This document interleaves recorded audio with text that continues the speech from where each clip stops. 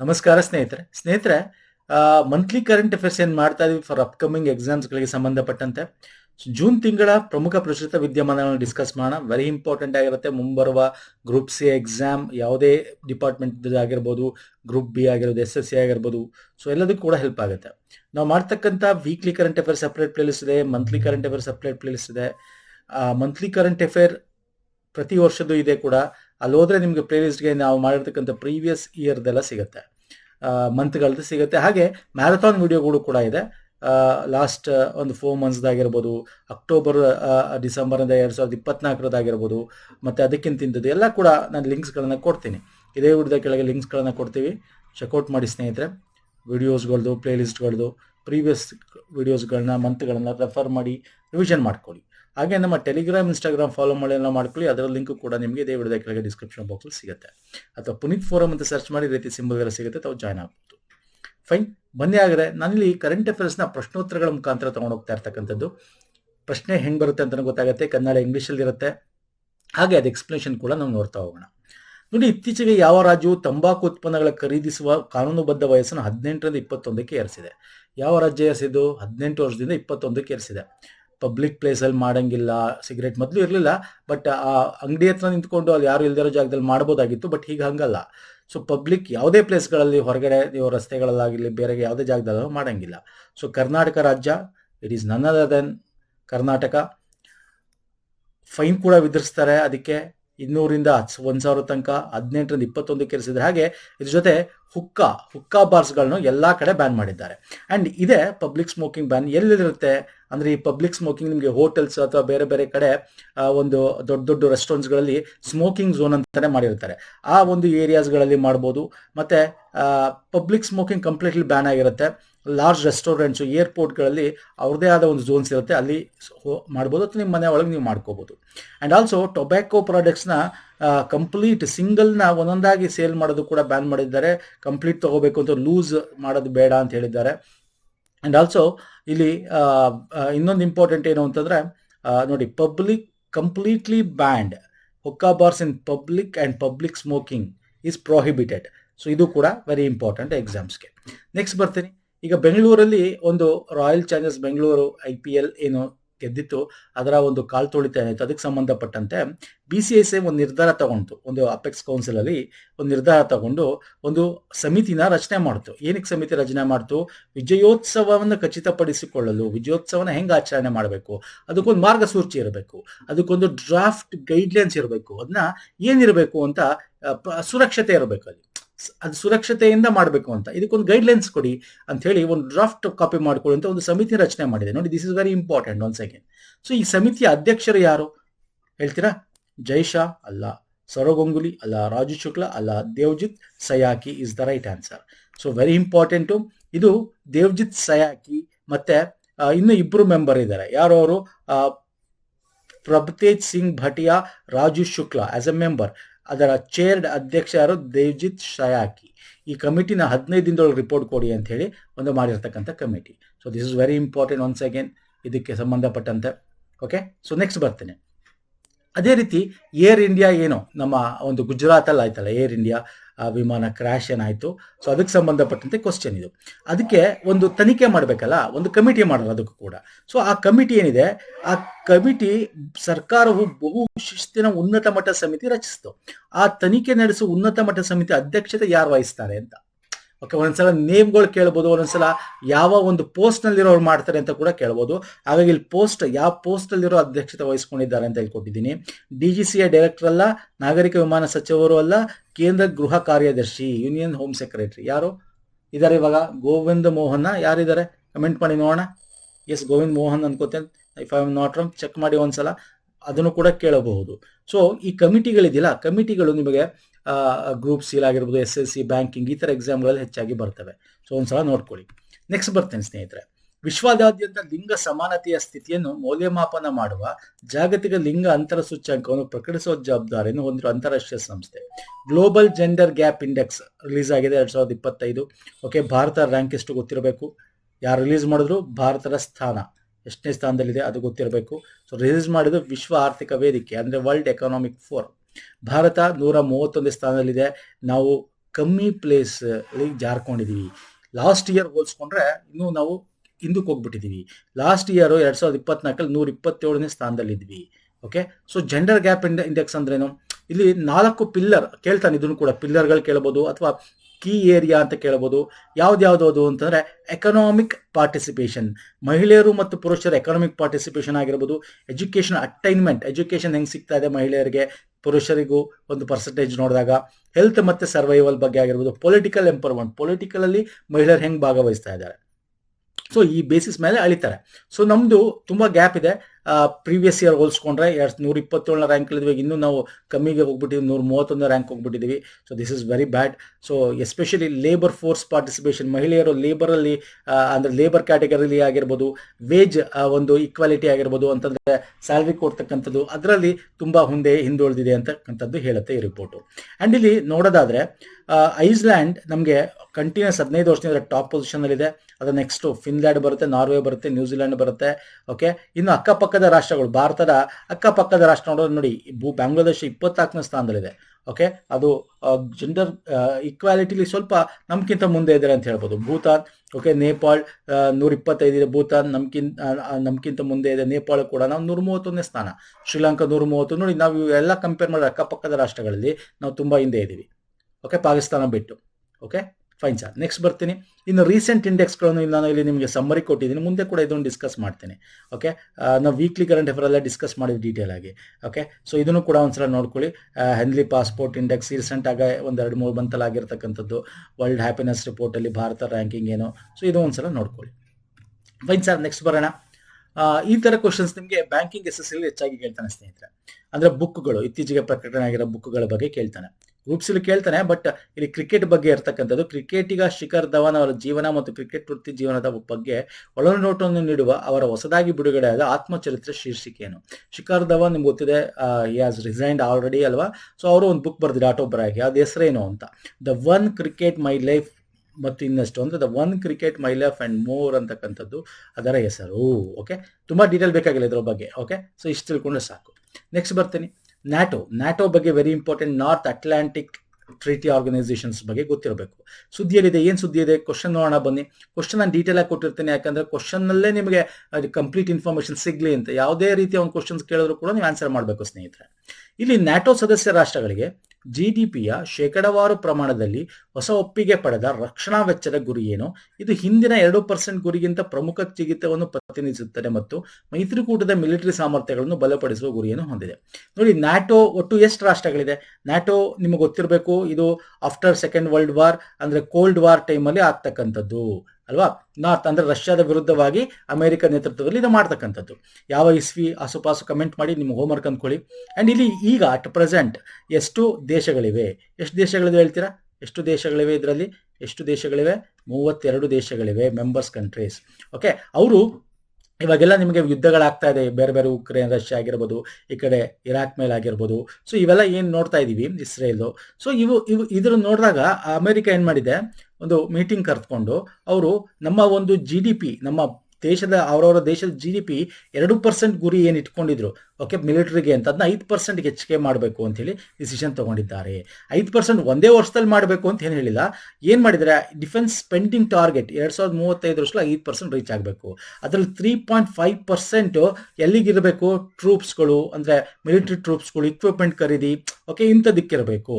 1.5% ಅಷ್ಟು ಅಮೌಂಟ್ ಅವರು ಬಾರ್ಡರ್ ಸೆಕ್ಯೂರಿಟಿಗೆ ಹಾಕಬೇಕು. ಸೊ ಈ ತರ ಅವರು ಡಿವೈಡ್ ಮಾಡಿಕೊಂಡು 2035 ಈ ನ್ಯಾಟೋ ಗ್ರೂಪ್ಗಳು 5% ಅಷ್ಟು ರೀಚ್ ಆಗಬೇಕು ನಮ್ಮ GDPಯ ಒಂದು ಬಡ್ಜೆಟ್ ಇದಕ್ಕೆ ಅನ್ನೋದು ಡಿಸ್ಕಸ್ ಮಾಡ್ಕೊಂಡಿದ್ದಾರೆ.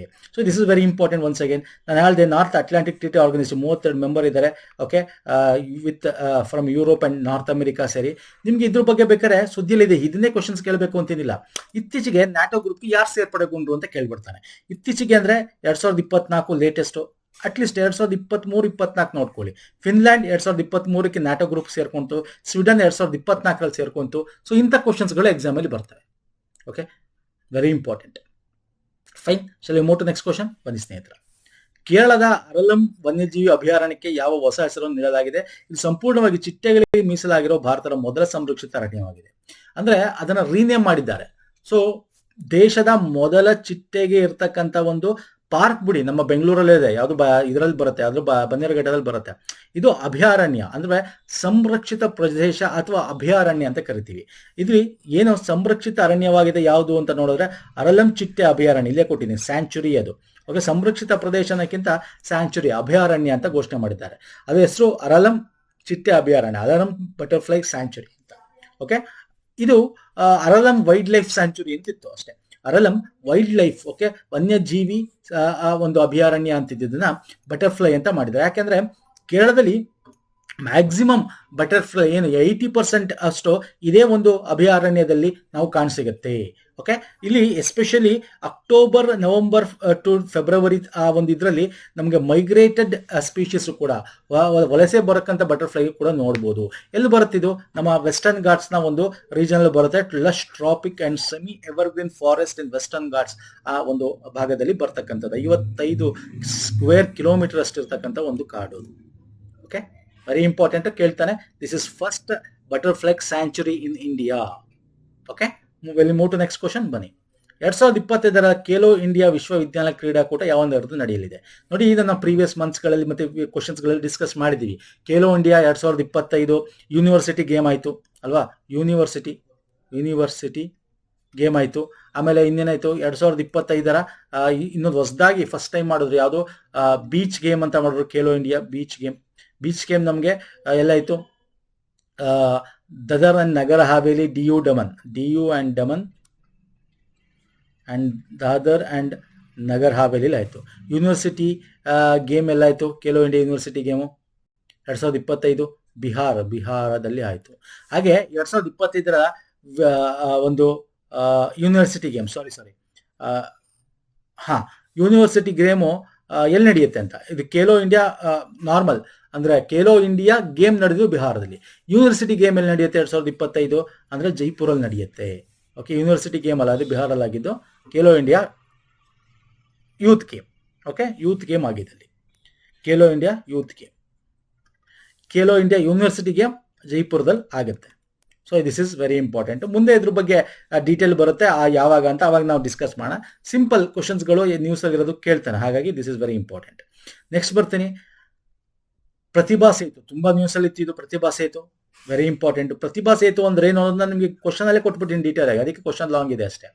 ಅಂದ್ರೆ ಪ್ರತಿಭಾ ಸೇತು ಅಂತ ಉಪಕ್ರಮ ಏನಿದೆ, ಇನಿಷಿಯೇಟಿವ್, ಇದು ಪ್ರತಿಷ್ಠಿತ ಪರೀಕ್ಷೆಗಳಲ್ಲಿ ಉನ್ನತ ಸಾಧನೆ ಮಾಡುವವರಿಗೆ, ವಿವಿಧ ಹಂತದಲ್ಲಿ ಉತ್ತೀರ್ಣರಾಗಿ ಅಂತಿಮ ಆಯ್ಕೆ ವಿಫಲರಾದವರಿಗೆ, ಅಂದ್ರೆ UPSC ಬರ್ದಿರ್ತಾರೆ ಅಂತ ಇಟ್ಕೊಳ್ಳಿ, UPSC ಅವರು ಅಲ್ಲಿ ಪ್ರಿಲಿಮ್ಸ್ ಮೇನ್ಸ್ ಆಗುತ್ತೆ, ಇಂಟರ್ವ್ಯೂಗೆ ಹೋಗ್ತಾರೆ, ಇಂಟರ್ವ್ಯೂ ಎಲ್ಲರೂ ಸೆಲೆಕ್ಟ್ ಆಗಲ್ಲ ಅಲ್ವಾ? ಇಂಟರ್ವ್ಯೂ ಅಂದ್ರೆ ಲಾಸ್ಟ್ ಸ್ಟೇಜ್, ಇಂಟರ್ವ್ಯೂ ಆಗಿರಲ್ಲ, ಪರ್ಸನಾಲಿಟಿ ಟೆಸ್ಟ್ ಅಲ್ಲಿ ಆಗಿರಲ್ಲ.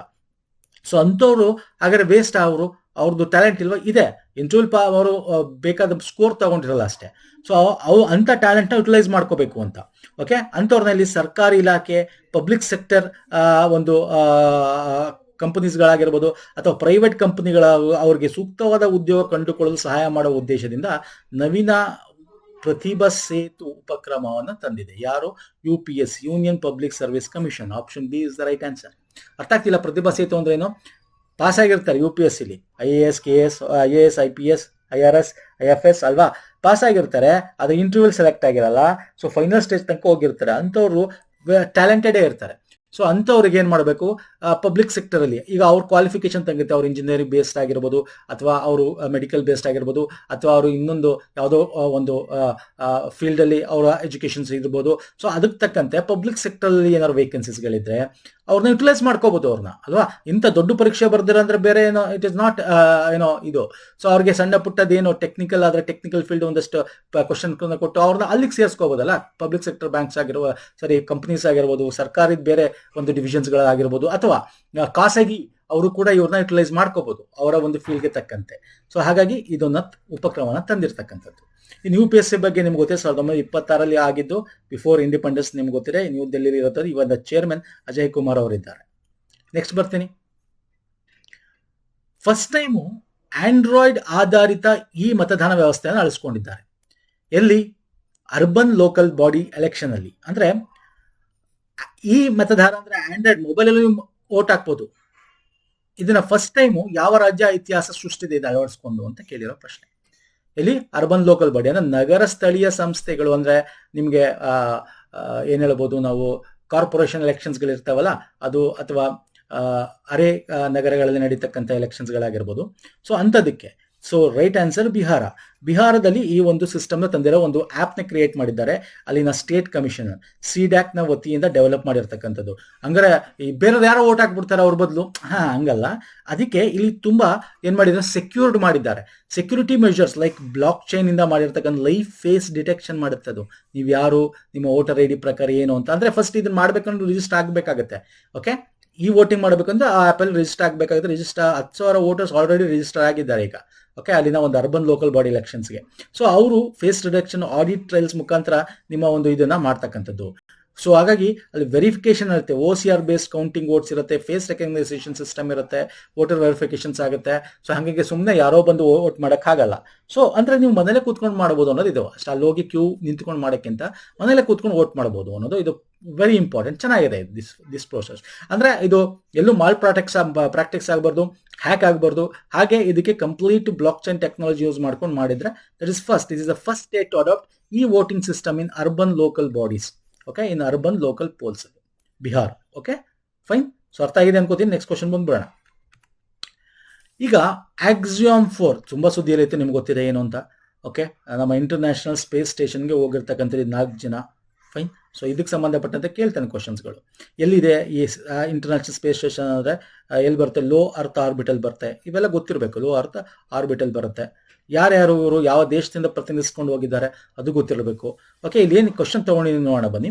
ಇಲ್ಲಿ ನಮ್ಮ ಭಾರತದಿಂದ ಶುಭಾಂಶು ಶುಕ್ಲಾ ಹೋಗಿದ್ರು, ಮತ್ತು 3 ಅಂತಾರಾಷ್ಟ್ರೀಯ ಸಿಬ್ಬಂದಿಗಳು 3 ದೇಶಗಳಿಂದ ಇನ್ನು 3 ಜನ ಆಕ್ಸಿಮ್ 4 ಮಿಷನ್ನ ನಾವು ಬಾಹ್ಯಾಕಾಶ ನಿಲ್ದಾಣಕ್ಕೆ ಇಂಟರ್ನ್ಯಾಷನಲ್ ಸ್ಪೇಸ್ ಸ್ಟೇಷನ್ಗೆ ಕರ್ಕೊಂಡು ಹೋದ್ರು. ಉಡಾವಣೆ ಕೂಡ ಆಯ್ತು ಸಕ್ಸಸ್ ಆಗಿ. ಇನ್ನು ಅಲ್ಲಿ ಕೂಡ ಪ್ರಧಾನಮಂತ್ರಿಗಳು ಕೂಡ ಅಲ್ಲಿ ಶುಭಾಂಶು ಶುಕ್ಲಾ ಜೊತೆ ಮಾತಾಡಿದ್ರು ಕೂಡ, ಅದೆಲ್ಲ ನ್ಯೂಸಲ್ಲಿ ನೋಡಿರ್ತೀರಾ. ಸೊ ಇದು ಎಲ್ಲಿಂದ ಈ ಒಂದು ಎಲ್ಲಿಂದ ಅವರು ಗಗನಕ್ಕೆ ಆರೋದ್ರು ಅಂತ ಹೇಳಿ. ಓಕೆ, ಎಲ್ಲಿ ಅವರ ಒಂದು ಲಾಂಚ್ ಆಯಿತು ಅಂತ. ಇದಾಗಿದ್ದು ನಾಸಾದ ಕೆನಡಿ ಬಾಹ್ಯಾಕಾಶ ಕೇಂದ್ರ ಫ್ಲೋರಿಡಾದಲ್ಲಿದೆ. ಅಲ್ಲಿಂದ ಇದನ್ನ ಲಾಂಚ್ ಮಾಡಿರ್ತಕ್ಕಂಥದ್ದು. ಓಕೆ, ಇದು ವೆರಿ ಇಂಪಾರ್ಟೆಂಟು. ಇಲ್ಲಿ ಶುಭಾಂಶು ಶುಕ್ಲಾ ಭಾರತದಿಂದ ಪ್ರತಿನಿಧಿಸಿದ್ರೆ ಇದೊಂದು 48 ಅವರ್ಸ್ ತಗೊಳುತ್ತೆ ಒಂದು ಅಪ್ರಾಕ್ಸಿಮೇಟ್ಲಿ ಅಲ್ಲಿ ಇಂಟರ್ನ್ಯಾಷನಲ್ ಸ್ಪೇಸ್ ಸ್ಟೇಷನ್ಗೆ ಹೋಗೋಕೆ. ಅಂಡ್ ಇಲ್ಲಿ ಏನಾಗುತ್ತೆ ಸ್ನೇಹಿತರೆ, ಲೋ ಅರ್ತ್ ಆರ್ಬಿಟಲ್ ಇದೆ. ಎಲ್ಲಿದೆ sir? Low earth orbit. 1 second, ಎಲ್ಲಿದೆ ಅದು? ಲೋ ಅರ್ತ್ ಆರ್ಬಿಟಲ್ ಬರುತ್ತೆ.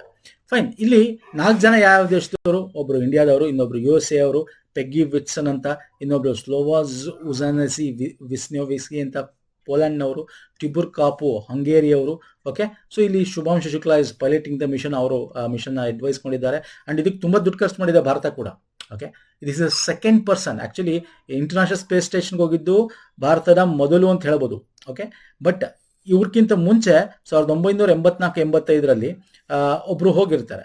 ಓಕೆ, ಅವ್ರದ್ದು ಕೂಡ ರಷ್ಯಾದಲ್ಲಿ ಮುಖಾಂತರ ಹೋಗಿ ಬಂದಿರ್ತಾರೆ ಅವರು ಕೂಡ. ಯಾರೋ ಅವರು ರಾಕೇಶ್ ಶರ್ಮಾ 1984 ಮಿಷನ್ ಅಲ್ಲಿ. ಓಕೆ, ಸೊ ಈ ತರ ಅವರು ಸ್ಪೇಸ್ಗೆ ಹೋಗಿ ಬಂದ್ರು ಅಷ್ಟೇ. ಬಟ್ ಇಂಟರ್ನ್ಯಾಷನಲ್ ಸ್ಪೇಸ್ ಸ್ಟೇಷನ್ಗೆ ಹೋಗಿದ್ದು ಭಾರತದ ವತಿಯಿಂದ. ಅಂದ್ರೆ ಇದು ಭಾರತ ರೆಪ್ರೆಸೆಂಟ್ ಮಾಡ್ತಾರೆ. ತುಂಬಾ ಹೇಳ್ಬೋದು ಸರ್ ಬೇರೆ ಬೇರೆ ಹೋಗಿ ಬಂದ್ರ, ಇವಾಗೆಲ್ಲ ಹೋಗಿ ಬಂದ್ರಲ್ಲ. ಅವರು ಭಾರತದ ಆರಿಜಿನ್ ಅಂತ ಹೇಳ್ತೀವಿ, ಭಾರತದವರು ಅಂತ ಹೇಳಲ್ಲ. ಇವರು ಭಾರತದವರು, ಲಕ್ನೋದವರು, ಬಿಹಾರದವರು. Okay, so fine. ಇದರ ಉದ್ದೇಶ ಏನು? ಇಲ್ಲಿ ಈ ಒಂದು space collaboration NASA, SpaceX ಮತ್ತು ಇಸ್ರೋ ವತಿಯಿಂದ ಮಾಡಿರ್ತಕ್ಕಂಥದ್ದು. ಸೊ ಇಲ್ಲಿ ಲೋ ಅರ್ತ್ ಆರ್ಬಿಟ್ಗೆ ಹೋಗಿರ್ತಕ್ಕಂಥದ್ದು. ಇಲ್ಲಿ ಏನ್ ಮಾಡ್ತಾರೆ ಅಂದ್ರೆ commercial space station platform for business and ಸೈನ್ಸ್ಗೋಸ್ಕರ. ಅಂದ್ರೆ ಬಿಸ್ನೆಸ್ ಅಂದ್ರೇನು, ನಾವು ಒಂದು ರೀತಿ ಈ ಸ್ಪೇಸ್ ಟೂರ್ ಅಂತ ಮಾಡ್ಬೋದು. ಇದಕ್ಕೆ ಆಗುತ್ತಾ, ಇದಕ್ಕೆ ಹೆಂಗ್ ಮಾಡೋದು ಅಲ್ವಾ? ಈಗ ಟೂರಿಸಂ ಅಂತಕ್ಕಂಥ ಸ್ಪೇಸ್ ಅಲ್ಲೂ ಕೂಡ ಇದ್ರೆ ಒಳ್ಳೇದು. ಸೊ ಹಾಗಾಗಿ ಅದನ್ನ ಕೂಡ ಎಕ್ಸ್ಪ್ಲೋರ್ ಮಾಡಕ್ಕೆ ಇದು ಪಾಸಿಬಲ್ ಇದೆಯಾ, ಹೆಂಗ್ ಮಾಡ್ಬೋದು ಅಂತ ಒಂದ್ ಕಡೆ. ಇನ್ನೊಂದ್ ಕಡೆ ಅಲ್ಲೊಂದು ರಿಸರ್ಚ್ ಗಳನ್ನ ಮಾಡ್ತಾರೆ ಅಲ್ಲೂ ಕೂಡ. ಸೊ ಅಂದ್ರೆ ಯಾವುದು ಮೆಟೀರಿಯಲ್ ಸೈನ್ಸ್ ಬಗ್ಗೆ, biology, earth observation, life science ಬಗ್ಗೆ ಅಲ್ಲೊಂದಷ್ಟು ಎಕ್ಸ್ಪೆರಿಮೆಂಟ್ ನ ಕಂಡಕ್ಟ್ ಮಾಡ್ತಾರೆ. ಸೊ ಹಾಗಾಗಿ ದಿಸ್ ಇಸ್ ದ ಉದ್ದೇಶ, ಅದ್ರ ಉದ್ದೇಶ ಇವಾಗ ಮಾಡಿರ್ತಕ್ಕಂಥದ್ದು. ಅಂಡ್ ಇಲ್ಲಿ ಯಾವ ವೆಹಿಕಲ್ ಲಾಂಚ್ ಆಗಿದ್ದು? ಕ್ರೂ ಡ್ರ್ಯಾಗನ್ C213 ಅಂತಕ್ಕಂಥದ್ದು. ಇದು ಒಂದು ಕ್ಯಾಪ್ಸೂಲ್ ಅಲ್ಲಿ ಕೂತ್ಕೊಂಡು ಹೋಗಿರ್ತಕ್ಕಂಥದ್ದು. Okay, Falcon 9 block 5 from LCA-39A ಅಂತಕ್ಕಂಥ ಒಂದು ಲಾಂಚ್ ಇದರಿಂದ ಕೂತ್ಕೊಂಡು ಹೋಗಿರ್ತಕ್ಕಂಥದ್ದು. Okay, this is very important. ಒಂದ್ಸಲ ಇಂಥದ್ದು ಕೂಡ ಆಪ್ಷನ್ ಅಲ್ಲಿ ಕೇಳ್ತಾನೆ. ಯೂಶಲಿ ಇಂಥದ್ದೆಲ್ಲ KS IS ಅಲ್ಲಿ ಕೇಳೋದು, ಈ ತರದೆಲ್ಲ ಫುಲ್ ಡೀಟೇಲ್ ಆಗಿ. ನಮಗೆ ಬೇರೆ ಗ್ರೂಪ್ C ಬ್ಯಾಂಕಿಂಗು ಅಲ್ಲೆಲ್ಲ ಅಷ್ಟೊಂದು ಇದಾಗಿ ಕೇಳಲ್ಲ. ನೇಮ್ಗಳು ಕೇಳ್ತಾನೆ, ಯಾವುದು ಸ್ಟೇಷನ್ ಅಂತ ಕೇಳ್ತಾನೆ, ಎಲ್ಲಿಂದ ಲಾಂಚ್ ಆಗಿದ್ದು ಅಂತ ಕೇಳ್ತಾನೆ. ಓಕೆ, ಸೊ ಎಷ್ಟು ದಿನ, ಒಂದು 15 ಡೇಸ್ಗೋಸ್ಕರ ಇದು ಮಿಷನ್ ಇರೋದು, ಅದು ಗೊತ್ತಿರಲಿ. ಫೈನ್. ಸೊ ನೆಕ್ಸ್ಟ್ ಹೋಗೋಣ ಬನ್ನಿ. 1975ರಲ್ಲಿ ತುರ್ತು ಪರಿಸ್ಥಿತಿಯ ಸಂದರ್ಭದಲ್ಲಿ ಭಾರತೀಯ ಸಂವಿಧಾನವು ತೀವ್ರವಾಗಿ ದುರ್ಬಲಗೊಂಡ ದಿನವನ್ನು ಸ್ಮರಿಸಲು ಮತ್ತು ಅದರ ಮಿತಿಮೀರಿದ ಕಾರಣದಿಂದ ಬಳಲಿದವರಿಗೆ ಗೌರವ ಸಲ್ಲಿಸಲು ಪ್ರತಿ ವರ್ಷ ಜೂನ್ 25ರಂದು ಸಂವಿಧಾನ ಹತ್ಯೆ ದಿವಸ ಆಚರಿಸಲಾಗುತ್ತದೆ. ಆ ಸಮಯದಲ್ಲಿ ಭಾರತದ ರಾಷ್ಟ್ರಪತಿ ಯಾರು? ನೋಡಿ, ಈಗ ಹೊಸದಾಗಿ ಸಂವಿಧಾನ ಹತ್ಯೆ ದಿನ ಅಂತ ಸೆಲೆಬ್ರೇಟ್ ಮಾಡಬೇಕು ಅಂತ ಘೋಷಣೆ ಮಾಡಿದ್ದಾರೆ ಪ್ರತಿ ವರ್ಷ ಜೂನ್ 25. ಸಂವಿಧಾನ ದಿನ ಬೇರೆ, ಇದು ಸಂವಿಧಾನ ಹತ್ಯೆ ದಿನ. ಸಂವಿಧಾನ ದಿನ ಯಾವಾಗ ಆಚರಣೆ ಮಾಡ್ತೀವಿ ಹೇಳ್ತೀರಾ? ನವೆಂಬರ್ ಅಲ್ಲಿ. ಯಾವ ಡೇಟು? ನವೆಂಬರ್. ಹೇಳ್ತೀರಾ ನವೆಂಬರ್ ಅಲ್ಲಿ ಯಾವ ಡೇಟು ಅಂತ ಕಮೆಂಟ್ ಮಾಡಿ ನೋಡೋಣ. ಇದು ಸಂವಿಧಾನ ಹತ್ಯೆ ದಿನ.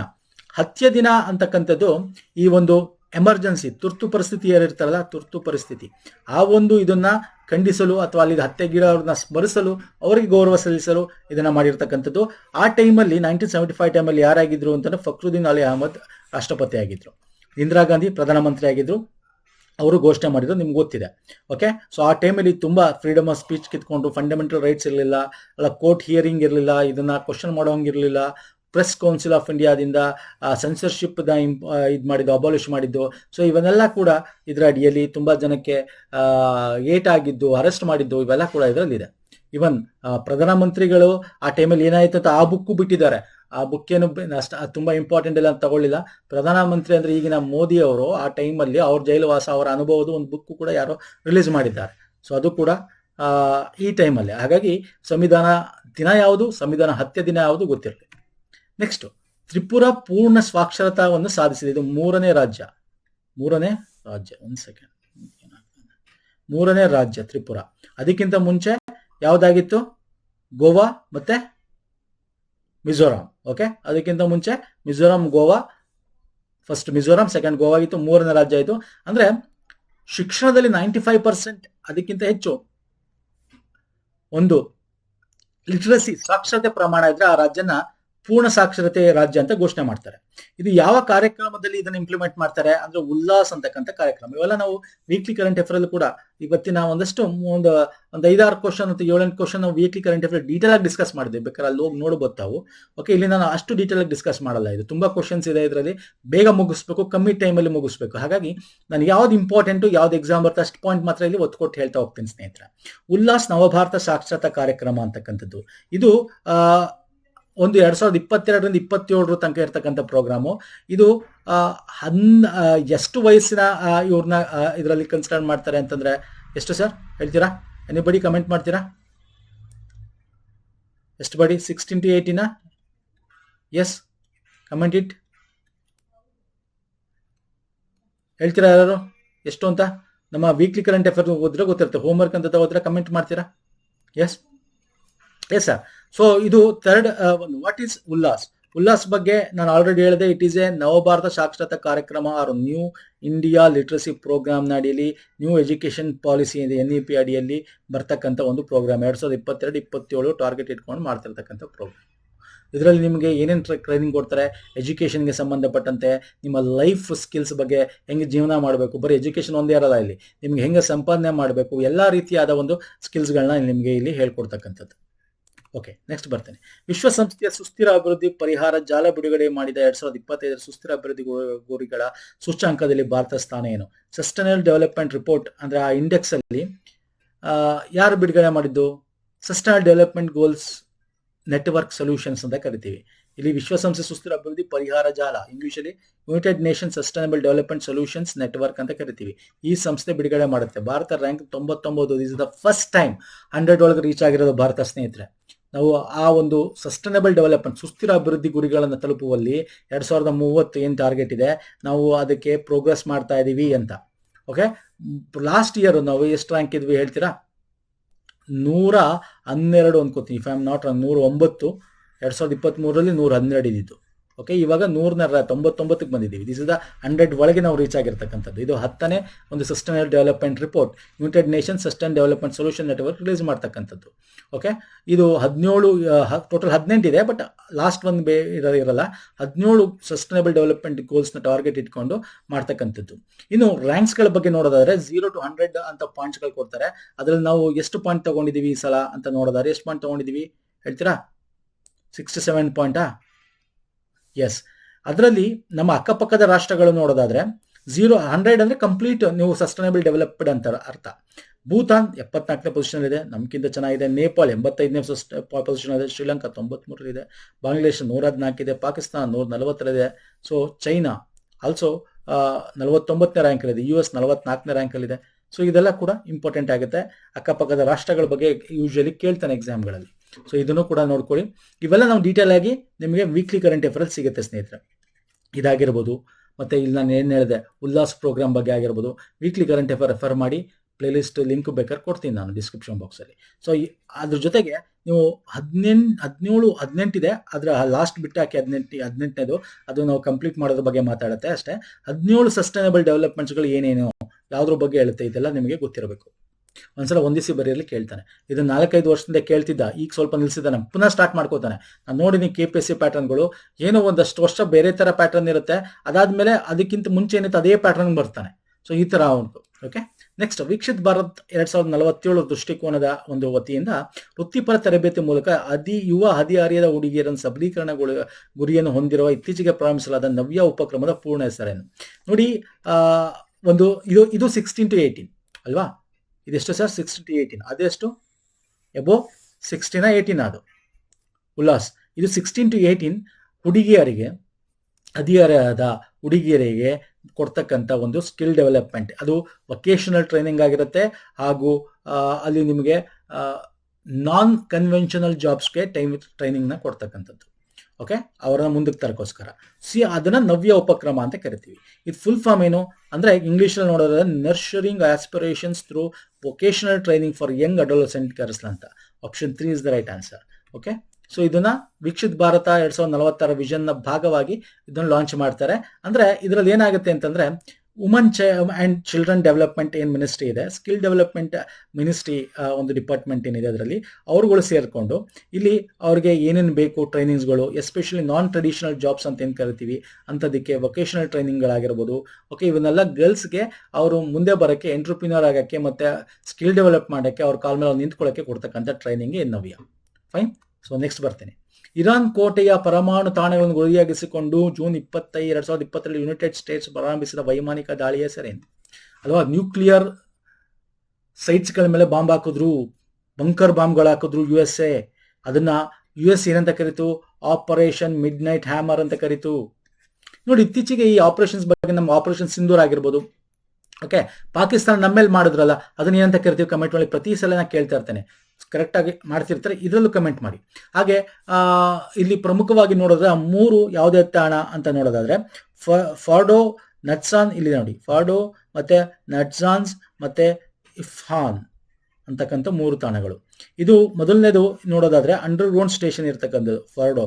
ಓಕೆ, ನಟನ್ಸ್ ಬಂದು ನೋಡೋದಾದ್ರೆ ಇದು ಯುರೇನಿಯಂ ನ ಎನ್ರಿಚ್ಮೆಂಟ್ ಮಾಡ್ತಕ್ಕಂಥ ಸೈಟ್ ಇರ್ತಕ್ಕಂಥದ್ದು, ಉತ್ಸೀಕರಣ ಮಾಡ್ತಕ್ಕಂಥ ಸೈಟ್ ಅದು. ಮತ್ತೆ ಇಸ್ಫಹಾನ್ ನೋಡೋದಾದ್ರೆ ಯುರೇನಿಯಂ ಕನ್ವರ್ಷನ್ ಪ್ಲಾಂಟ್, ಅದು ಯುರೇನಿಯಂ ಕನ್ವರ್ಷನ್ ಪ್ಲಾಂಟ್. ಇದರ ಮೇಲೆ ಬಾಂಬ್ ಹಾಕಿರ್ತಕ್ಕಂಥದ್ದು. ಯಾವ ತರ ಬಾಂಬು ಸರ್ ಅವ್ರು ಹಾಕಿದ್ದು? ಬಂಕರ್ ಬಾಂಬ್ ಅಂತ. GBU-57 ಬಂಕರ್ ಬಸ್ಟಿಂಗ್ ಬಾಂಬ್ಸ್ಗಳು using B-2 stealth bombers and submarine launched Tomahawk missiles. ಅಂದ್ರೆ it is a cruise missile launch ಮಾಡಿರ್ತಕ್ಕಂಥದ್ದು USA. I will show you. ಇಲ್ಲಿ ನೋಡಿ, ಈ ತರ ಒಂದು ಯೂಸ್ ಮಾಡಿಕೊಂಡು ಹಾಕಿರ್ತಕ್ಕಂಥದ್ದು. ಆ್ಯಂಡ್ ಇಲ್ಲಿ ಪ್ರಮುಖವಾಗಿ ಇದೊಂದೇ ಕೇಳಲ್ಲ ನಿಮಗೆ. ಈಗ ಫಾರ್ ಎಕ್ಸಾಂಪಲ್ ಬೇರೆ ಬೇರೆ ಆಪರೇಷನ್ಸ್ ನಾನು ತೋರಿಸ್ತೀನಿ, ನೆಕ್ಸ್ಟ್ ಕ್ವಶನ್ ಅಲ್ಲಿ ತಗೊಂಡು ಹೇಳ್ತೀನಿ ಬನ್ನಿ. ಈಗ ಇಸ್ರೇಲ್ ಸಂಘರ್ಷದಿಂದ ಇರಾನ್ನಲ್ಲಿ ಸಿಲುಕಿಕೊಂಡಿದ್ದ ಭಾರತೀಯ ಪ್ರಜೆಗಳನ್ನ ಇರಾನ್ ಇಂದ ಏನ್ ಮಾಡಿದ್ವಿ ನಾವು? ಅಲ್ಲಿ ಪಕ್ಕದಲ್ಲಿ ಅರ್ಮೇನಿಯಾ ಅಂತಿದೆ, ಅರ್ಮೇನಿಯಾದ ಎರ್ವಾ ಅಲ್ವಾ, ಎರ್ವಾನ್ ಅಂತಕ್ಕಂಥ ಅದು ಕ್ಯಾಪಿಟಲ್ ಅರ್ಮೇನಿಯಾ. ಅಲ್ಲಿಗೆ ಶಿಫ್ಟ್ ಮಾಡಿ ಅಲ್ಲಿಂದ ನಾವು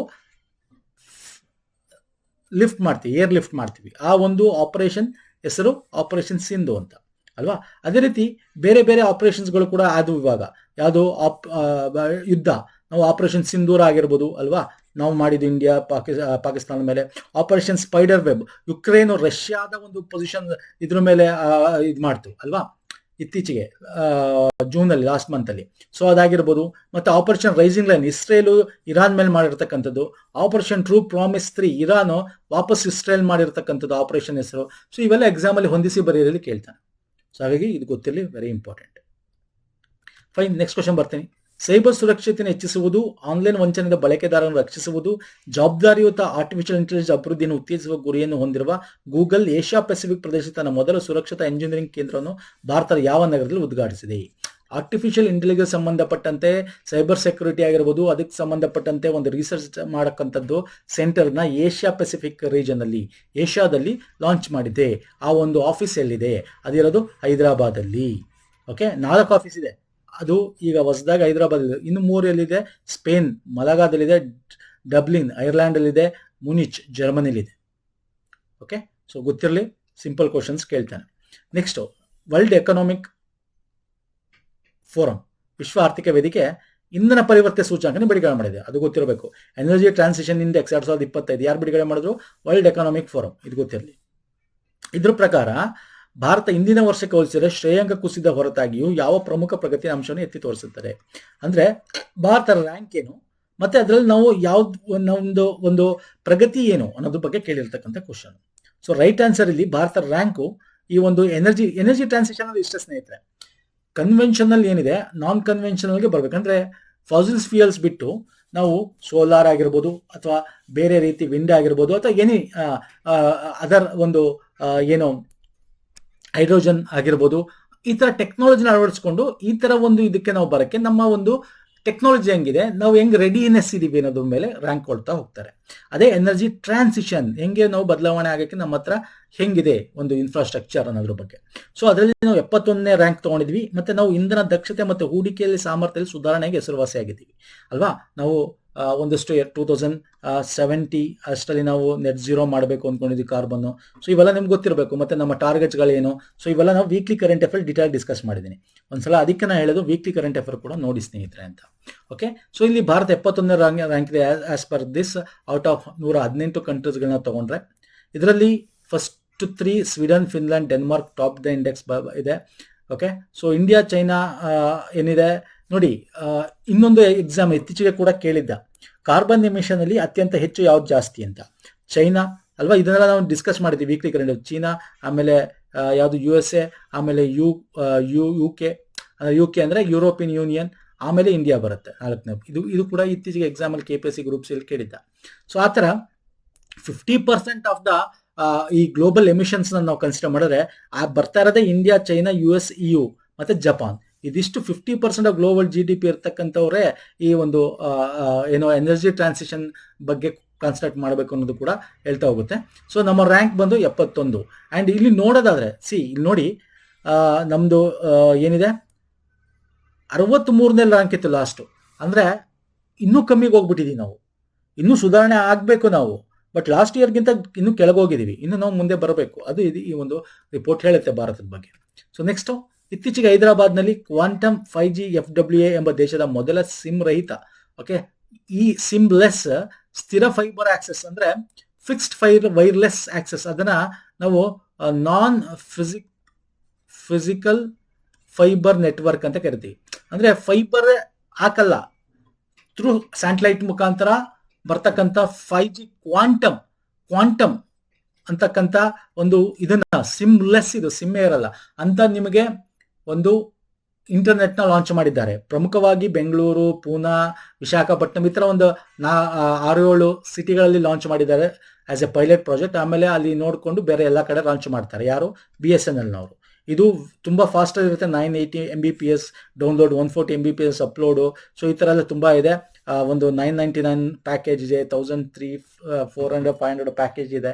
ಸೊ ಈ ತರ ಇದೆ. ಏನಿಲ್ಲ, ನಿಮ್ಗೊಂದು ರೂಟರ್ ತರ ಕೊಟ್ಟಿರ್ತಾನೆ, ಅಲ್ಲೊಂದು ಬೇರೆ ಸ್ವಿಚ್ ಇರುತ್ತೆ, ಫೈಬರ್ ನಾನ್ ಫಿಸಿಕ್ಸ್ ಫೈಬರ್ ಆಂಟನ ಇರುತ್ತೆ. ಇಲ್ಲಿಂದ ಇಲ್ಲಿ ಕನೆಕ್ಟ್ ಅಷ್ಟೇ ನಿಮ್ಮ ಮನೆಗೆ. ಇದಕ್ಕೆ ಯಾವುದಕ್ಕೂ ವೈರ್ ತಂದು ಕನೆಕ್ಟ್ ಮಾಡಲ್ಲ. ಸೊ ಆ ಥರದ್ದು 5G ಕೊಡ್ತಕ್ಕಂಥದ್ದು ಇದು. ಸೊ ಇಲ್ಲಿದೆ ನೋಡಿ, 999 per month, 100 Mbps speed, 1499 month, 300 Mbps speed, without sim, without ಏನು ಇಲ್ಲದೆ. CP ಕಸ್ಟಮರ್ ಪ್ರೆಸೆಂಟೇಷನ್, ಒಂದು ಏನೋ ರೆಪ್ರೆಸೆಂಟೇಷನ್, ಒಂದು ಇದು ನಂಬರ್ ಕೊಟ್ಟು ಮಾಡ್ತಕ್ಕಂಥದ್ದು ಇದನ್ನು. ಸೊ 5G ಕ್ವಾಂಟಮ್ ಲೀಪ್ ಅಂತ ಕರಿತೀವಿ. ಕ್ವಾಂಟಮ್ ಬೇಸಿಸ್ ಮೇಲೆ ಫ್ರೀ ವೈಫೈ ಆಕ್ಸೆಸ್ ಅಂತ FWA ಅಂದರೆ ಸ್ಥಿರ ವೈರ್ಲೆಸ್ ಆಕ್ಸೆಸ್ ಅಥವಾ ಫಿಕ್ಸ್ಡ್ ವೈರ್ಲೆಸ್ ಆಕ್ಸೆಸ್ ಅಂತ ಕರಿತೀವಿ. ಫಿಕ್ಸ್ಡ್ ವೈರ್ಲೆಸ್ ಆಕ್ಸೆಸ್ ಅಂತ. ಓಕೆ, ನೋಡ್ಕೊಳ್ಳಿದ್ದೀನಿ ಕೂಡ ಎಕ್ಸಾಮಲ್ಲಿ ಕೇಳ್ತಾನೆ. ನೆಕ್ಸ್ಟ್, ಯೋಗ ದಿನ ಆಯಿತು ಜೂನ್ 21. ಅದಕ್ಕೆ ಸಂಬಂಧಪಟ್ಟಂತೆ 2025 ಯೋಗ ದಿನದ ವಿಷಯ ಕೇಳಿದ್ದೀನಿ ಅಷ್ಟೇ. ಇಲ್ಲಿ ಥೀಮ್ ಏನು? 2025 ಥೀಮ್ ಇದರಲ್ಲಿ ಬೇಸಿಕ್ ಆಗಿ ಏನಂತ ಕೇಳ್ತಾನೆ, ಇದು ಮೊನ್ನೆ ಎಕ್ಸಾಮಲ್ಲಿ ಕೇಳಿದ್ದ ಇದ್ರನ್ನ ನೋಡಿ. ಯೋಗ ದಿನ ಯಾವಾಗ ಘೋಷಣೆ ಆಗಿದ್ದು? ಯುನೈಟೆಡ್ ನೇಷನ್ 2014ರಲ್ಲಿ ಫಸ್ಟ್ ಯೋಗ ಡೇ ಸೆಲೆಬ್ರೇಟ್ ಆಗಿದ್ದು ಯಾವಾಗ?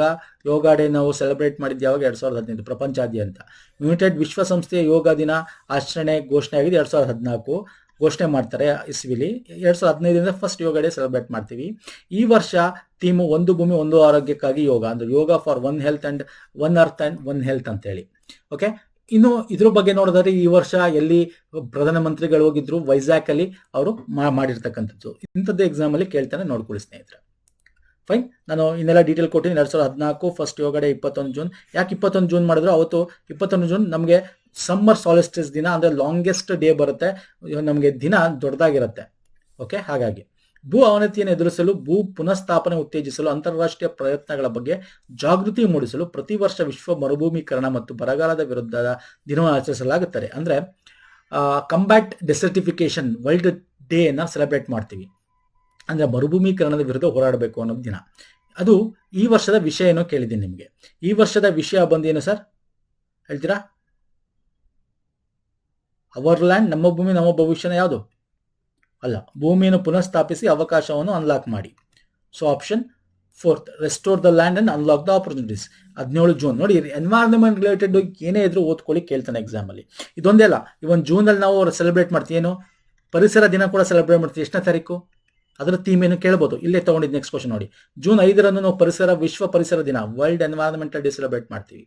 ಸೊ ಇದರ ಒಂದು ಥೀಮ್ ಏನು ಹೇಳ್ತೀರಾ? Putting an end to plastic pollution. ಆ ಪ್ಲಾಸ್ಟಿಕ್ ಮಾಲಿನ್ಯಕ್ಕೆ ಅಂತ್ಯ ಆಡುವುದು. Option D. ಓಕೆ, ಜೂನ್ 5ನ ಸೆಲೆಬ್ರೇಟ್ ಮಾಡ್ತೀವಿ. ಇದನ್ನು ನಾವು 1992 ಸ್ಟಾಕ್ಹೋಮ್ ಕಾನ್ಫರೆನ್ಸ್ ಅಲ್ಲಿ ನಾವು ಇದನ್ನ ಯುನೈಟೆಡ್ ನೇಷನ್ ಎನ್ವೈರನ್ಮೆಂಟ್ ಡೇ ಏನಿದೆ ಅವಾಗ ನಾವು ಇದ್ರ ಬಗ್ಗೆ ಹೇಳ್ತಕ್ಕಂಥದ್ದು. So 5th June very important ಇದು. ನೆಕ್ಸ್ಟ್ ಬರ್ತೇನೆ. ಭಾರತ ಮತ್ತು ಮಂಗೋಲಿಯಾ ನಡುವಿನ nomadic elephant military exercise Bharat Mongolia ಈ ವರ್ಷ 17ನೇ ಆವೃತ್ತಿ ನಡೆದಿದ್ದಲ್ಲಿ ಉಲಾನ್ ತಾಬೋರ್ ಎಲ್ಲಿ? ಉಲಾನ್ ಬಾತರ್ ಎಲ್ಲಿರೋದು? ಮಂಗೋಲಿಯಾದಲ್ಲಿ. ಲಾಸ್ಟ್ ಇಯರ್ ಮೇಘಾಲಯದಲ್ಲಿ ಆಗಿತ್ತು 2024ರಲ್ಲಿ ಉಮೋರಿಯಲ್ಲಿ. ಸೊ ಇತ್ತೀಚೆಗೆ ನಡೆದಿರ್ತಕ್ಕಂಥ ಮಿಲಿಟರಿ ಎಕ್ಸರ್ಸೈಸ್ ಇಲ್ಲಿ ಲಿಸ್ಟ್ ಕೊಟ್ಟಿದ್ದೀನಿ, ನೋಡ್ಕೊಳ್ಳಿ ಒಂದ್ಸಲ. ಓಕೆ, ಇದು ಬಿಟ್ಟು ಒಂದೊಂದು ಫಸ್ಟ್ ಟೈಮ್ ಇನ್ನೊಂದು ಎಕ್ಸರ್ಸೈಸ್ ನಡೆದಿದೆ. ಯಾವುದು ಹೇಳ್ತೀರಾ? ಟೈಗರ್ ಕ್ಲಾ ಅಂತ ಇಲ್ಲಿ ತಗೊಂಡಿದ್ರು. ಟೈಗರ್ ಕ್ಲಾ ಮೊದಲ ಜಂಟಿ ಮಿಲಿಟರಿ ವ್ಯಾಯಾಮ ಯಾವ ರಾಷ್ಟ್ರಗಳ ನಡುವೆ ನಡೆಯಿತು? ಫಸ್ಟ್ ಟೈಮ್ 2025ರಲ್ಲಿ ಭಾರತ ಮತ್ತು ಯುನೈಟೆಡ್ ಸ್ಟೇಟ್ಸ್ ನಡುವೆ ನಡೆಯಿತು. ಸೊ ಇದೆಲ್ಲ ಈ ತರ ಫಸ್ಟ್ ಟೈಮ್ ನಡೆದಿರೋದು, ಈ ತರದೆಲ್ಲ ಒಂದೊಂದ್ಸಲ ಕೇಳ್ತಾನೆ ಎಕ್ಸಾಮ್ ಅಲ್ಲಿ, ನೋಡ್ಕೊಳ್ಳಿ. ಮತ್ತೆ ರೀಸೆಂಟ್ ಆಗಿ ಆಗಿರೋದೆಲ್ಲ ಕೊಟ್ಟಿನಿ. ತೀಸ್ತಾ ಪ್ರಹಾರ ಆಗಿರ್ಬೋದು, ಓಕೆ, ಮತ್ತೆ ಡೆಸರ್ಟ್ ಫ್ಲಾಗ್ ಆಗಿರ್ಬೋದು. ಸೊ ಇವೆಲ್ಲ ನೀವು ಒಂದ್ಸಲ ಡೆಸ್ಕ್ ಲಿಂಕ್ ಆಗಿರ್ಬೋದು. ಫೈನ್. ಸೊ ನೆಕ್ಸ್ಟ್ ಬರ್ತೇನೆ. ಇನ್ನು ಭಾರತ US ಬಗ್ಗೆ ಇದೊಂದೇ ಅಲ್ಲ, ನಾವು ತುಂಬಾ ವರ್ಷದಿಂದ ವಿಜಯ ಪ್ರಹಾರನ ಮಾಡ್ತಾ ಇದೀವಿ, ಸಂಗಮ್ ಅಂತ ಮಾಡ್ತಾ ಇದೀವಿ, ಒಂದು ಮಿಲಿಟರಿ ಎಕ್ಸರ್ಸೈಸ್ಗಳು ಭಾರತ ಮತ್ತು US ನಡುವೆ. ನೆಕ್ಸ್ಟ್ ಬರ್ತೀನಿ. ಭಾರತದ ಮೊದಲ ಸ್ಥಳೀಯವಾಗಿ ಅಭಿವೃದ್ಧಿಪಡಿಸಿದ ಆರ್ಟಿಫಿಷಿಯಲ್ ಇಂಟೆಲಿಜೆನ್ಸ್ ಆಧಾರಿತ multimodal large language model Bharat general operation ಯಾರು ಪ್ರಾರಂಭಿಸಿದ್ರು? ನೋಡಿ, ಎಕ್ಸಾಮ್ ಅಲ್ಲಿ ಹಿಂಗೆ ಕೇಳಬೇಕು ಅಂತೇನಿಲ್ಲ, ಬಟ್ ನಾನು ಡೀಟೇಲ್ ಆಗಿ ಕೊಟ್ಟಿರ್ತೀನಿ. ನೀವು ಇದನ್ನ ಕ್ಲೀನಾಗಿ ತಲೆ ಇಟ್ಕೋಬೇಕು ಸ್ನೇಹಿತರೆ. ಕೇಳ್ತಾನೆ, ಇತ್ತೀಚೆಗೆ ಗೌರ್ಮೆಂಟ್ ಇಂದ ಆಗಿರ್ತಕ್ಕಂಥ ಭಾರತ ಸರ್ಕಾರದಿಂದ artificial intelligence based multi model large language model ಹೆಸರು ಏನು ಅಂತ ಕೇಳ್ಬೋದು. ಭಾರತ್ ಜನ್ ಅಂತ. ಇದೇನು ಮಾಡುತ್ತೆ ಅದನ್ನು ಕೇಳ್ಬೋದು. ಡಾಕ್ಟರ್ ಜಿತೇಂದ್ರ ಸಿಂಗ್ ಅವರು ಇದನ್ನ ಉದ್ಘಾಟನೆ ಮಾಡ್ತಾರೆ.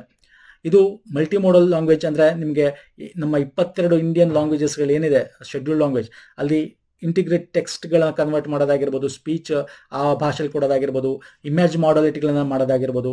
ಓಕೆ, ಸೊ ನಮ್ಮ ಬುಕ್ಸ್ಗಳಿಗೆ ಸಂಬಂಧಪಟ್ಟಂತೆ. ಸೊ ಇವೆಲ್ಲನೂ ಕೂಡ ನಿಮಗೆ ಎಲ್ಲ ಲ್ಯಾಂಗ್ವೇಜಲ್ಲೂ ಆರ್ಟಿಫಿಷಿಯಲ್ ಇಂಟೆಲಿಜೆನ್ಸ್ ಆಧಾರಿತ ನಿಮಗೆ ರಿಸಲ್ಟ್ಸ್ನ ಕೊಡ್ತಕ್ಕಂಥದ್ದು. ಸೊ ಇದು ಭಾರತ ಸರ್ಕಾರದ ಒಂದು ಪ್ರಾಯೋಜಿತ ಭಾರತ್ ಜನ್ ಅಂತಕ್ಕಂಥದ್ದು ಗೊತ್ತಿರಲಿ.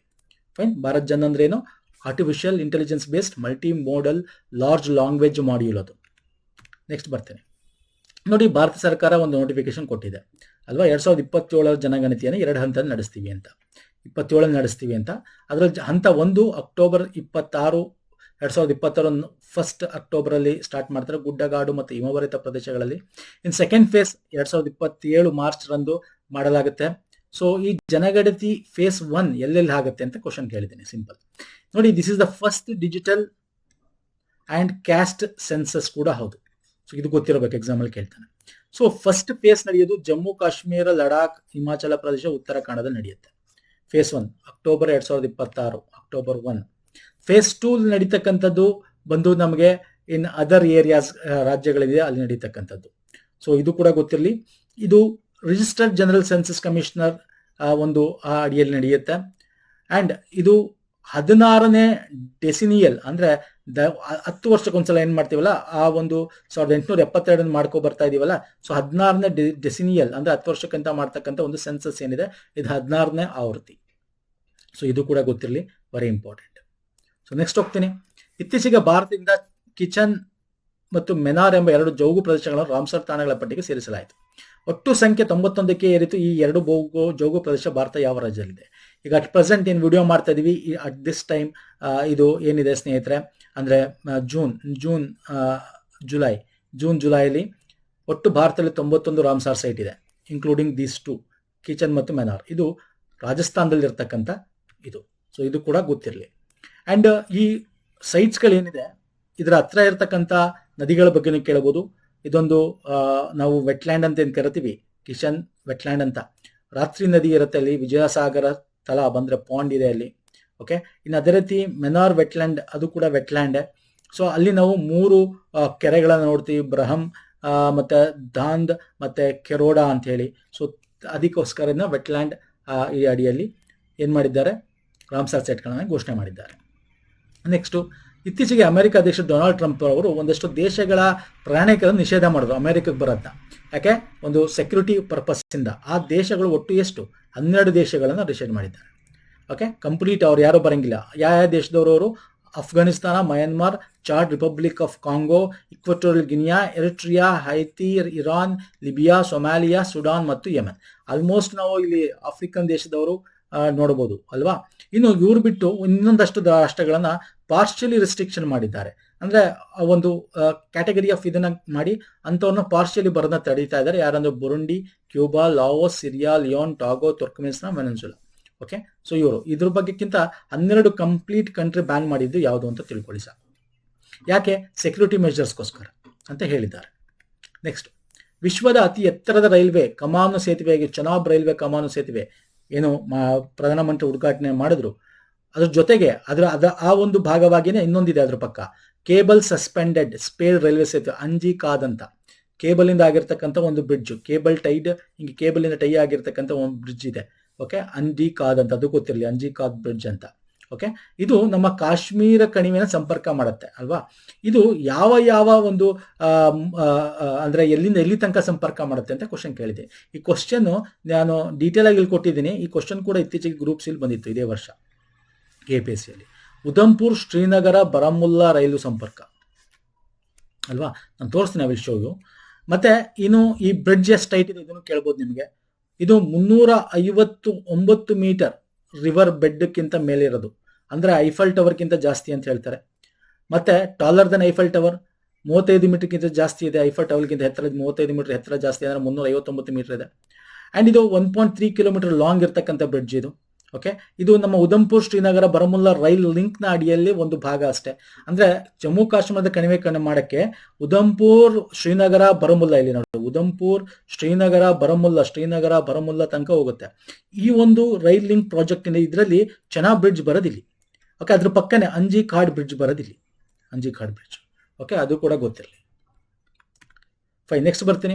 ಹೆಚ್ಚುತ್ತಿರುವ ಎಲೆಕ್ಟ್ರಾನಿಕ್ ತ್ಯಾಜ್ಯ ನಿರ್ವಹಣೆ ಸಮಸ್ಯೆಗಳನ್ನು ಪರಿಹರಿಸಲು ಒಂದು ಮಹತ್ವ ಹೆಜ್ಜೆಯಾಗಿ ದೆಹಲಿ ಸರ್ಕಾರ ಭಾರತದ ಮೊದಲ ಮೀಸಲಾದ ಈ ತ್ಯಾಜ್ಯ ಪರಿಸರ ಉದ್ಯಾನವನದ ಅಭಿವೃದ್ಧಿಯನ್ನು ಘೋಷಿಸಿದೆ. ದೆಹಲಿ ಯಾವ ಪ್ರದೇಶದಲ್ಲಿ ಈ ಪರಿಸರ ಉದ್ಯಾನ ಸ್ಥಾಪಿಸಲಾಗುತ್ತಿದೆ? ಇದನ್ನ ಬೇಕಾದ್ರೆ ಹಿಂಗೂ ಕೇಳಬಹುದು. ಈ ವೇಸ್ಟ್ ಎಕೋ ಪಾರ್ಕ್ ಎಲ್ಲಿ ಸ್ಥಾಪನೆ ಮಾಡ್ತಾ ಇದ್ದೀವಿ ಅಂತ ಕೇಳಬಹುದು. ದೆಹಲಿ, ಸಿಂಪಲ್ ಕ್ವಶನ್ ಅದು. ಅದು ಬಿಟ್ಟರೆ ದೆಹಲಿಯಲ್ಲಿ ಯಾವ ರೀಜನ್ ಅಲ್ಲಿ ಅಂತ ಕೇಳಿದ್ರೆ ಒಲಿಂಪಿಕ್ ಕಾಲನ್ ಅಂತ ರೀಜನ್ ಅಲ್ಲಿ. ಇದೊಂದು ಸರ್ಕ್ಯುಲರ್ ಎಕಾನಮಿ ಅಂತ ಕರಿತೀವಿ. ಅಲ್ಲಿ ನಿಮಗೆ ಈ ವೇಸ್ಟ್ಗಳು ಒಂದು ಪಬ್ಲಿಕ್ ಪ್ರೈವೇಟ್ ಪಾರ್ಟ್ನರ್ಶಿಪ್ ಅಲ್ಲಿ DBFOT ಅಂದ್ರೆ ನಾವೇಂತ ಕರಿಬಹುದು, ಇದನ್ನ design, built, finance, operation and transfer ಅಂತ ಕರಿತೀವಿ. 15 ವರ್ಷಗಳ ಕಾಲ ಒಂದು ಪ್ರೈವೇಟ್ ಪಾರ್ಟ್ನರ್ಶಿಪ್ ಮಾಡ್ತಿರ್ತಕ್ಕಂಥದ್ದು. 51,000 ಟನ್ ಈ ವೇಸ್ಟ್ ಆನ್ಯುವಲಿ ಅಲ್ಲಿ ರೀಸೈಕಲ್ ಮಾಡಬಹುದು. ಓಕೆ, 106 ಕ್ಯಾಟಗರಿ ಆಫ್ ಲಿಸ್ಟ್ ಅಲ್ಲಿ ಇದೆ ಈ ವೇಸ್ಟ್ ಮ್ಯಾನೇಜ್ಮೆಂಟ್ ರೂಲ್ಸ್ ಪ್ರಕಾರ. ಅಲ್ಲಿ ನಿಮಗೆ ನೋಡೋದಾದ್ರೆ ಯಾವ ತರ ಎಲೆಕ್ಟ್ರಾನಿಕ್ ಮಾರ್ಕೆಟ್ ಸಂಬಂಧಪಟ್ಟಂತೆ ಪ್ಲಾಸ್ಟಿಕ್ ರಿಫರ್ಬಿಶ್ಮೆಂಟ್ ಆಗಿರ್ಬೋದು, ಡಿಸ್ಮ್ಯಾಂಟ್ಲಿಂಗ್, ಕೆಮಿಕಲ್, ಯಾವುದು ಎಲ್ಲಾ ತರ ಕೂಡ ಅಲ್ಲಿ ಬರುತ್ತೆ. ಓಕೆ, ಸೊ ಹಾಗಾಗಿ this is very important for environment related ಕ್ವಶನ್ಸ್ಗೆ ಸ್ನೇಹಿತರೆ. ಸೊ ನೋಡ್ಕೊಳ್ಳಿ, so option C is the right answer. Delhi ಅಂತ ಕೊಡ್ತಾನೆ ಅಥವಾ ಒಲಿಂಪಿಕ್ ಕಲಾನ್ ಅಂತ ಕೂಡ ಕೊಡ್ತಾನೆ. First eco waste park in India ಅದೇ ರೀತಿ ಇತ್ತೀಚೆಗೆ ಭಾರತದಲ್ಲಿ ಮೊದಲ ಬಾರಿಗೆ ಭೌಗೋಳಿಕ ಸೂಚನಾ ಟ್ಯಾಗ್ ಅನ್ನು ಪಡೆದ ಗೋವಾದ ವೈನ್ ಯಾವುದು? ವೈನ್ ಅಥವಾ ಸ್ಪಿರಿಟ್ ಯಾವುದು ಅಥವಾ ಫೆನಿ ಯಾವುದು ಅಂತ ಕೇಳಿದ್ವಿ. ಫೆನ್ನಿಗೆ ಫಸ್ಟ್ ಟೈಮ್ ಇನ್ ಫೆನ್ನಿ ಅಂದ್ರೆ ಗೋವಾದ ಫೆನ್ನಿಗೆ ಫಸ್ಟ್ ಟೈಮ್ ಲೋಕಲಿ ಬಿಲ್ಡ್ ಮಾಡ್ತಕ್ಕಂಥದ್ದಕ್ಕೆ GI ಟ್ಯಾಗ್ ಕೊಟ್ಟಿರೋದು. ದಟ್ ಈಸ್ ಓಝೋ ಫೆನ್ನಿ ಅಂತ ಅದರ ಬ್ರ್ಯಾಂಡ್ ಹೆಸರು, ಓಝೋ ಅಂತ. ಓಕೆ, ನಿಮ್ಗೆ ಗೊತ್ತಿದೆ ಫೆನ್ನಿ ಹೆಂಗ್ ಮಾಡ್ತಾರೆ, ನೀವು ಯೂಟ್ಯೂಬಲ್ಲೆಲ್ಲ ನೋಡಿರ್ತೀರ. ಕ್ಯಾಶ್ಯೂ ಬಿದ್ದಿರ್ತಕ್ಕಂಥ ಹಣ್ಣಾಗಿರ್ತಕ್ಕಂಥ ತಂದು ಅದನ್ನ ಫರ್ಮೆಂಟ್ ಮಾಡಿ, ಅದನ್ನ ತೊಳೆದು ಅದನ್ನ ತೆಗೆದು ಫರ್ಮೆಂಟ್ ಮಾಡಿ ಮಾಡ್ತಕ್ಕಂಥದ್ದು. ಓಕೆ, ಕ್ಯಾಶ್ಯೂ ಫ್ರೂಟ್ಸ್ಗಳಿಂದ ಅಥವಾ ಇದರಿಂದ ಮಾಡ್ತಕ್ಕಂಥ ಒಂದು ಫೆನ್ನಿ ಇದು. ಓಕೆ, ಸೊ ಇದು ಗೊತ್ತಿರಲಿ, ವೆರಿ ಇಂಪಾರ್ಟೆಂಟ್. ಇನ್ನು ನೆಕ್ಸ್ಟ್, ಗ್ರಾಮೀಣ ಮತ್ತು ದೂರದ ಪ್ರದೇಶಗಳು ಸೇರಿದಂತೆ ಭಾರತಾದ್ಯಂತ ಶೈಕ್ಷಣಿಕ, ಸಾಂಸ್ಕೃತಿಕ, ಧಾರ್ಮಿಕ ಮತ್ತು ಸಾಮಾಜಿಕ ಪುಸ್ತಕಗಳನ್ನು ಕೈಗೆಟುಕುವ ದರದಲ್ಲಿ ತಲುಪಿಸುವ ಗುರಿಯನ್ನು ಹೊಂದಿರುವ ಅಂಚೆ ಇಲಾಖೆಯು ಹೊಸದಾಗಿ ಪ್ರಾರಂಭಿಸುವ ಮೀಸಲಾದ ಅಂಚೆ ಸೇವೆ ಹೆಸರೇನು? ನೋಡಿ, ದಿಸ್ ಇಸ್ ಯಾಕೆ ಇಂಪಾರ್ಟೆಂಟ್ ಅಂದ್ರೆ, ಅಂಚೆ ಇಲಾಖೆ ಬಡವರಿಗೆ, ರೂರಲ್ ಅವ್ರಿಗೆ ಹೆಚ್ಚು ಒಂದು ಕಮ್ಮಿ ದುಡ್ಡಲ್ಲಿ ಪೋಸ್ಟ್ನ, ಕೊರಿಯರ್ನ ಕಳಿಸ್ಬೇಕು ಅಂತ. ಎಂಥದ್ದು? ಬುಕ್ಸ್ಗಳನ್ನ ಮಾತ್ರ. ಇದು ಬುಕ್ಸ್ಗಳಿಗೋಸ್ಕರ ಇರ್ತಕ್ಕಂಥದಕ್ಕೆ ಜ್ಞಾನ್ ಪೋಸ್ಟ್ ಅಂತ ಅದಕ್ಕೆ ಹೆಸರಿಟ್ಟಿದ್ದಾರೆ, ಜ್ಞಾನ್ ಪೋಸ್ಟ್ ಅಂತ ಅದರ ಹೆಸರು. ಅಂದ್ರೆ ಸಾಮಾಜಿಕವಾಗಿ ಮತ್ತೆ ಓದ್ಬೇಕು, ಶೈಕ್ಷಣಿಕವಾಗಿ, ಕಲ್ಚರ್, ಸಾಂಸ್ಕೃತಿಕ ಇಂಥ ಬುಕ್ಸ್ಗಳು, ರಿಲಿಜಿಯಸ್ ಬುಕ್ಸ್ಗಳನ್ನ ಯಾರು ತಗೋತಾರೆ ಅವ್ರಿಗೆ 20 ರೂಪಾಯಿ 300 ಗ್ರಾಮ್ ಇದ್ರೆ ಬುಕ್ಸು, ಅದೇ 5 kg ಇದೆ 100 ರೂಪಾಯಿ ವಿತೌಟ್ ಟ್ಯಾಕ್ಸ್.